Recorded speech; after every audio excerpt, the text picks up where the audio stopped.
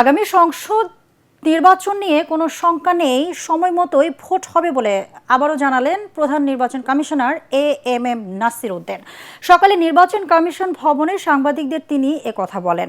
সবাইকে সাথে নিয়ে একটি সুন্দর, অংশগ্রহণমূলক ও নিরপেক্ষ নির্বাচন উপহার দেওয়ার প্রত্যয় জানান সিইসি। এ সময় তিনি দাবি করেন, দেশে আইন শৃঙ্খলা পরিস্থিতির অবনতি হয়নি, বরং আগের চেয়ে অনেক উন্নতি হয়েছে। নির্বাচন আয়োজনে প্রশাসন ইসিকে সব ধরনের সহায়তা দেওয়ার আশ্বাস দিয়েছে বলেও জানান প্রধান নির্বাচন কমিশনার। ঢাকা ৮ আসনের সম্ভাব্য স্বতন্ত্র প্রার্থী ওসমান হাদিকে গুলির ঘটনায় তিনি বলেন, এটি বিচ্ছিন্ন ঘটনা। নির্বাচন এলে এ ধরনের দু একটি বিচ্ছিন্ন ঘটনা হয়, তবে তা নির্বাচনের উপর কোনো প্রভাব ফেলবে না বলে দাবি করেন সিইসি। আইনশৃঙ্খলা অবনতি হলো কোথায়? একটু মাঝে মধ্যে দু একটা খুন খারাপি হয়, এই যে হাদির একটা ঘটনা হয়েছে, আমরা এগুলো বিচ্ছিন্ন ঘটনা বলে মনে করি।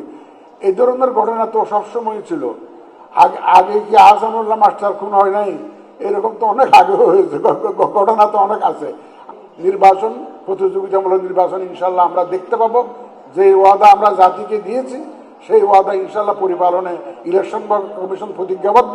আপনাদের সবাইকে সাথে নিয়ে ইনশাল্লাহ আমরা একটা সুন্দর নির্বাচন উপহার দেব।